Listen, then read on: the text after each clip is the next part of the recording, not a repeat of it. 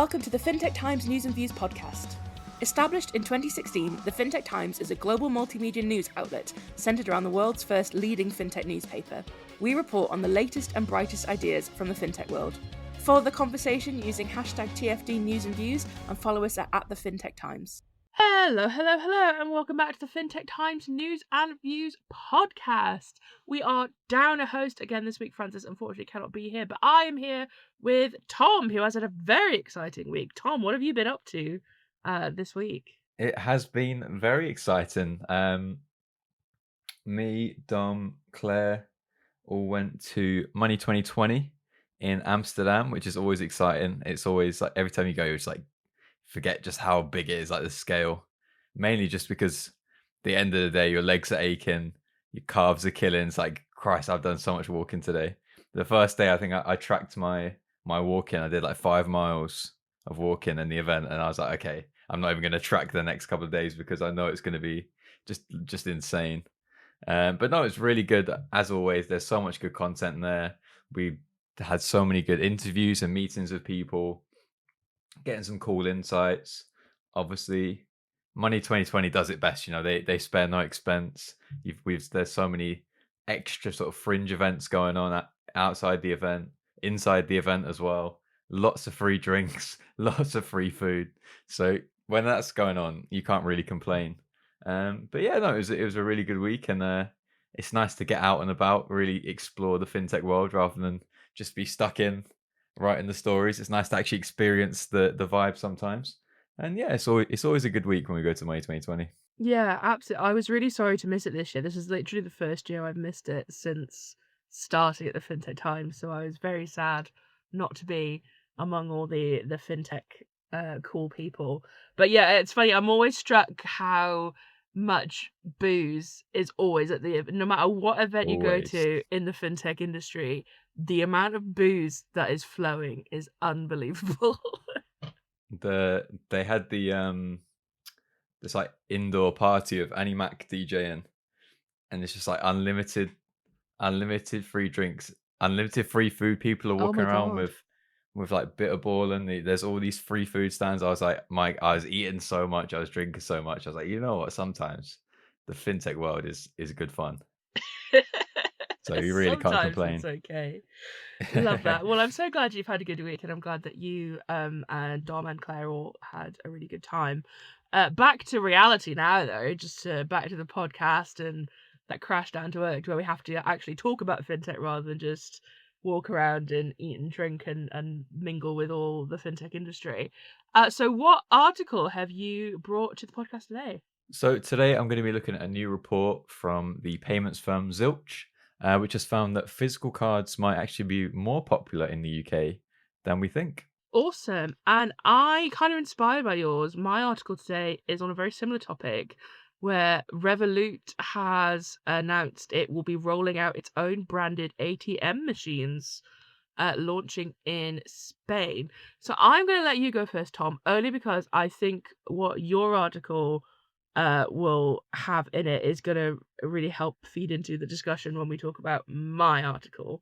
So we'll do like a really cool little physical payments kind of sandwich wrap situation. So why don't you take it away?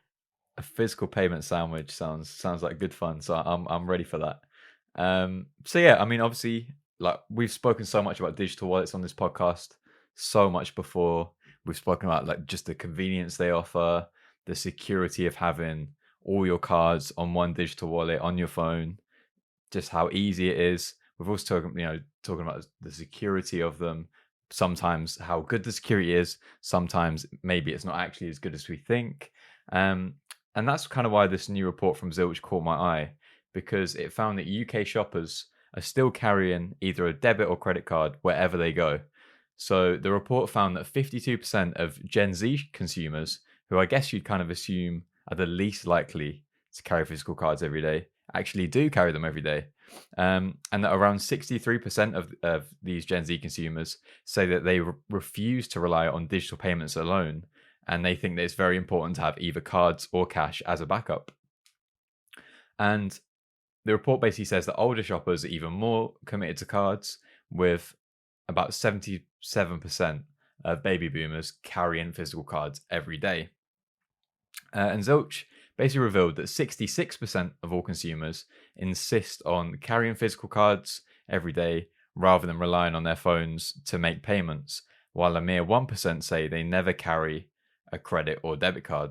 And this report kind of got me thinking because I'm very much in the camp of I only really make payments using my phone's digital wallet, and yet I always grab my physical wallet when I'm going out, throw it in my backpack or my jeans, just in case something goes wrong. Whether that's no, I know I'm can be a bit clumsy sometimes, so I'm willing to admit that I could lose my phone when I go out, or we obviously at the Fintech Times we've covered different outages, whether it's infrastructure going down, whether it's cyber attacks for whatever reason, power outage, even where the shop can only accept cash.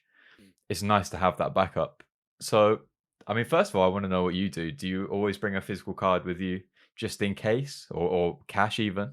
And then I kind of wanted to also just talk about whether you think this is always going to be the case. Are we always going to have people reaching for some kind of physical alternative just because, regardless of how sophisticated technology gets, there might always be that potential for cyber attacks, some sort of outage, etc. So yeah, that's what I want to get your take on. So it's interesting you say that you always have your wallet on you. I do think that's kind of like a, not to be like stereotypical, but that is a boy thing, like to just like always have your wallet in like your back pocket or something like that. Because I never have my wallet on me, mainly because I never have any pockets to put them in. Like I know like boys trousers are always like with those massive pockets that you can fit a wallet in there. My purse would not fit into my trousers, or like because I wear like a lot of dresses and stuff as well, so like this doesn't happen. So I never have my wallet on me because I hate carrying a bag. So I wonder how that kind of like comes into a lot of this in terms of like physical payment cards, because I pretty much exclusively pay for things on or using Apple Pay. But I have been caught out quite a few times relying on that, like if like contactless excuse me, like going over like if what I'm buying is like over the contactless limit, or I've been quite a few times at like petrol stations where it's been like self service, there's been no attendant on, and like you can't pay with contactless on a self service petrol station, at least none of the ones around me. So I've been caught out quite a lot of times like that, literally driving through the night on fumes trying to find a petrol station that has like a man attending it that I can pay with a contactless payment. So I agree that maybe it's not a good thing to rely on digital wallets, but I find myself doing that more and more. And I think it's really interesting. The one thing that really stands out to me, from what you were saying, was about Gen Z consumers and how they are like the ones who are refusing to rely on digital payments alone. And I think that's really interesting because I was reading an article the other day, and it was just sort of came up in the news site that I was on. It wasn't fintech related, it was just very general, and it was saying basically how, Gen Z and younger, which I think is Gen Alpha, I think is the one after Gen Z, they are kind of getting very they are not as reliant on technology as you'd maybe think they are. Obviously, they've grown up surrounded by tech and the digital revolution and all of the great advancements that have happened. But because of that, they are kind of very reluctant to kind of buy into this kind of digital first nature and are preferring to have physical experiences over digital experiences. So I guess it's really interesting to me that this research also kind of backs that up and kind of what we're seeing in this sort of anti-technology revolution, which I think is a really interesting thing and something that I don't think anyone could have possibly predicted. That people wouldn't be keen on using technology. So I think I think it's really interesting. And I guess I can see the appeal of physical payment options. Like there's so many people that use, physical payment cards. There are a lot of people I know won't use Apple Pay. They won't use digital payment cards because they don't think it's secure. And these are all, like young people my age, not any kind of age gap there at all. So yeah, I think it's really interesting, and I guess it just there's something quite comfortable about a physical card, right? It feels very comforting, and it somehow feels more secure than a digital one, even though that's probably not true whatsoever, and they're probably like exactly the same. But having your digital card, your physical card, even just feels like as long as you know where it is and keep it in your wallet, it's fine, and you're not going to get hacked, which again is probably not true at all. But yeah, so I think it's really interesting this kind of shift to physical and people holding on to their physical cards and wanting to keep doing that. And I think it's great to have those options. I think payments is all about having payments is all about having those options available and having the alternative payment methods to suit everyone. So it makes sense that we're keeping physical cards and keeping things open if people want to use them. So great to see from Zilch, I guess. Yeah, absolutely. I think you made some really good points there. I think, first of all, according to this Zilch study, you're in the 1% that is solely reliant on the digital wallet. So you know that you're in a quite a small camp there. I would have thought it would be a I'm lot the more as well. I thought 1%. Yeah. you're the 1%. But yeah, I mean that was the stat really that got me. I was thinking, I could see myself definitely like easily just dropping the wallet because I'm like, even though I bring it everywhere, I cannot remember the last time I genuinely used cash or my physical card, even though they're always with me. I don't know I think it's I funny. don't know my PIN numbers anymore. I had to pay It's for easily something done. using my card the other week, and I was like, I literally didn't know the PIN number. I remember when I was doing my driving lessons, and that was like the only time I'd ever get cash out is because she wanted to be paid in cash. And I went to the ATM for the first time in probably well over a year, and I was putting my phone like passcode in, and I was like, it is my passcode. Why is it telling me it's not?" And then 5 minutes later, I was like, "Oh wait, that's what I used to unlock my phone. That is not my card PIN number." But that's so I'd done the same thing. Um, but I mean, I think the pocket issue is a huge factor. I mean, my girlfriend Ali, like she's always like, "You need to carry this for me because look at her pockets are like an inch deep," and it's like, They well, are why does the pocket even tiny. exist? They are tiny. You can't get anything.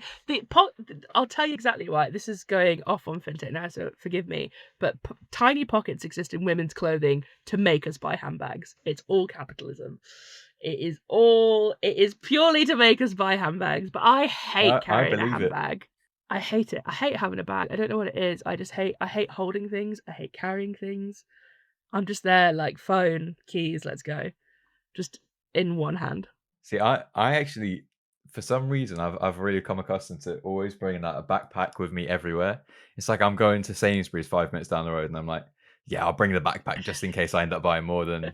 I don't really know why, but I feel like that's just my version of like a non-plastic carrier bag. I'm like, yeah, I'm just gonna whatever I need, it's gonna be in the backpack, which a lot of people obviously don't do, and that's quite inconvenient a lot of the time. But yeah, the pocket issue it genuinely is a big factor, and I feel quite lucky that I wear men's jeans and the pockets. You could put two wallets in there if you need to. I could carry 8 wallets on me at a time, and I'm living the dream. Um, but it's it's interesting what you're talking about as well, Gen Alpha. It's like it's almost more of a trend now to go back to physical, and I feel like when I was first using the digital wallet when I was in secondary school, and I was like, wow, this is amazing. I can pay using only my phone. And I was like, this is great. And I just instantly was like captivated by that. And yet I feel like for Gen Alpha who've grown up, that's always been an option. They've never had that, wow, look at this new technology. It's just that's the baseline. And they actually think it's actually kind of cool to have the physical version. I kind of reminds me of how like for us listening to music on Spotify is quite nice. And yet I've got a vinyl collection because I'm like it's so much cooler having the physical vinyls to look at and play. I was And I'm literally like, just it about to might be the same say kind of thing. I was literally just about to say vinyl records. It all comes back around, doesn't it? It all does. It's Everything just is just a cyclical. circular motion, yeah. Yeah. It's so funny. But yeah, it's interesting to see the trend, and we've gotten away from payments quite a lot already. But so I'll wrap it up. But yeah, I think it's a really interesting kind of find, and it would be interesting to see.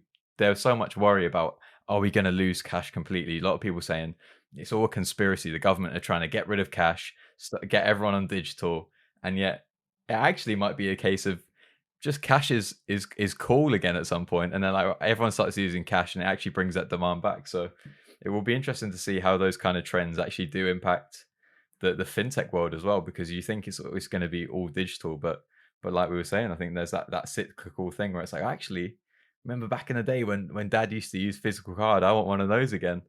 But I feel like that leads quite nicely into your story. So why don't we just get straight into that? That is literally the perfect segue. So yeah, our two articles today really do align really quite nicely. And so the one I'm bringing today is all about how Revolut is prioritizing a physical presence in Europe, launching 50 branded ATMs in Spain. So as a pilot market, Spain is going to be hosting the first 50 Revolut ATMs, which are going to be distributed between Madrid and Barcelona, with the planned 150 units additionally to also be deployed in other capitals like Valencia and Malaga. So that's 200 ATMs installed within Spain. So they're going to be placed in prominent high footfall locations, with Revolut users always being able to check in the app where their nearest ATM is, as well as like opening hours, addresses, and directions. And I think this is really interesting. It goes along with everything we were just saying about physical cards, and kind of how that is really filtering into the world, and having a physical presence. Like Revolut is, it's always been that digital unicorn, right? And it's got like 55 million customers. It's always been that the it girl financial app. And yet they have decided they're going to have a physical presence in, well, currently in Spain, in Europe, but planning to roll that out if the pilot is a success.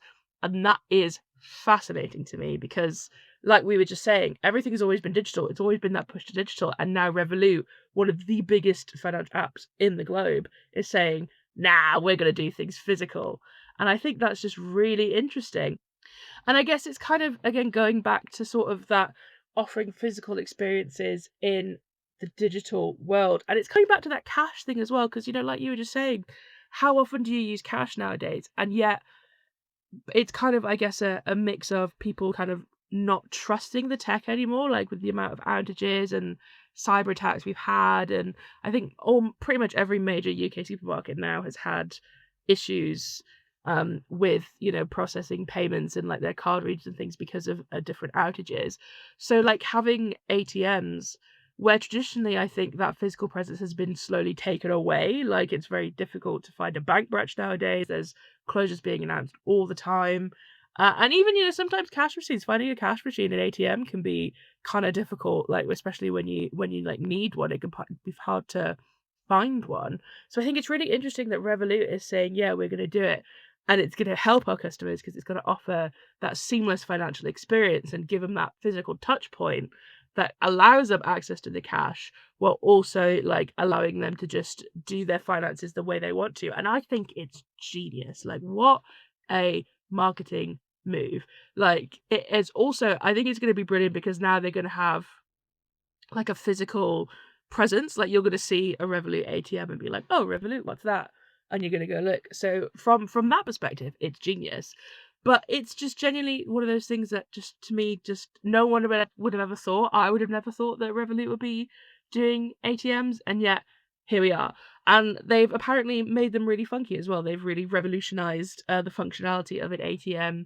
They're going to be very sleek and radically improved, according to them, with still that digital first experience, but being able to withdraw cash and collect a physical card and check balances and things like that. So, I think it's brilliant, and especially, so I'm rambling now, but if you think of like the impact on tourism as well, because I know a lot of people use Revolut accounts when they're abroad or when they're traveling, being able to get cash out while you're on holiday without having those crazy fees from an ATM is brilliant. So I think there's so much good here, and there's so much interesting stuff to be had. So I mean, what do you think about all this, Tom? Like, especially kind of what we've just said about physical versus digital. Like, what do you think about the whole ATM situation? I'm in very much the same camp as you. I think it's such a clever move. You think I was like, oh, okay, like when I first saw the news, I was like, okay, they're rolling out ATMs. That's a nice little feature. That's quite cool. And then you realize that, oh, the different functionality it has, like as you said, they've really modernized it. And the fact that you can, if you're a tourist abroad, you could be in one of these countries and see an ATM, and then you realize, oh, all I have to do is download the app. Registration takes a few minutes, and it will dispense me my physical card out of the ATM, and then I can use all the ATMs in the area as well. And I think that's just such a smart marketing move. I mean, you're as you said, like a lot of the times, the fees when you're abroad can be so annoying, and you think, oh, I've paid this amount, and then the notification comes through on your banking app, and you realize, oh, that's way more because the FX fees are extortion, and you realize, okay, this is just such a clever way to get people involved in Revolut for the first time, whether it is just they're trying to escape those fees, whether they're trying to get money out and that's a convenient way for them to do it. Um, so yeah, really clever. They're going to have some cool functionality, as you said, added to it in the future. I think cash deposits is quite a cool one because obviously it being a digital first bank without that physical presence, that's something that is quite difficult to achieve. So having that added to ATMs in the future is really cool. They can have facial recognition capabilities in the future as well. And as you said, it's just all a very modern, sleek, digital first experience, and yet offering those physical touch points that are actually a very cool sort of marketing opportunity, but also add so much functionality to people in the regions and tourists visiting those regions. So yeah, I think it's all very, very clever, and it's just kind of doubling down on our point before that when a company like Revolut, which is digital first, it's trying to revolutionize it in many ways, add new functionality to its offerings, and yet it's still going right. A really important thing now is that we double down and offer these physical touch points like ATMs in these regions. And I think that's just goes to show that we might be looking at in a few years' time a real resurgence in physical payments, whether it be cards or cash, or just having more ATMs, because I think ATMs are something that have been reduced significantly since we've had a lot of high street banks closing across Europe. So a lot of them that had ATMs attached out on the outside or inside are now gone. A lot of ATMs have closed just because the demand has been less for them. So I think it'll be really interesting to see if that trend also reverses and we do end up seeing more ATMs, Revolut or not, coming in the future. Because I think, yeah, like we said, maybe we've uncovered something here, and we're the first to really realize, okay, physical's coming back big time. So yeah, it'll be interesting to see what happens. I genuinely think so. I think we're going to really start to see a shift. And the thing is, if a big giant like Revolut are doing it, everyone's gonna do it. Like everyone wants to be Revolut. They have just carved themselves out a solid place within the industry and within sort of finances. And I think if they've seen the need to have a physical presence, I think we're gonna see a lot of other people seeing that as well. So maybe this is the start of like a bigger shift towards a physical presence. Maybe banks are going to come back, like bank branches. Maybe we're going to see them come back to the high street. Who knows? Like it's all kind of exciting. It's all really interesting.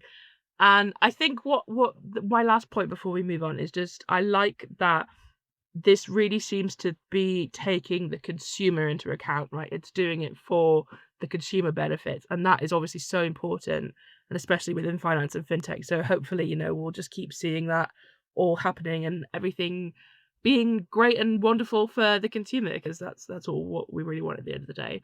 But anyway, enough about that. Thank you, Tom, for talking to me all about fintech today. It's been fantastic to have this conversation with you. If you want to hear any more about anything we've spoken about today, head on over to thefintechtimes.com, where there are plenty more news and insights over there. But very quickly, we'll move on to what I learned this week. So each week we are learning so much new stuff being on the Fintech Times editorial team that we thought it'd be fun to share that with our listeners. So Tom, what have you learned this week? Well, I kind of figured we had a bit of a theme going on, so I might as well try and continue that theme.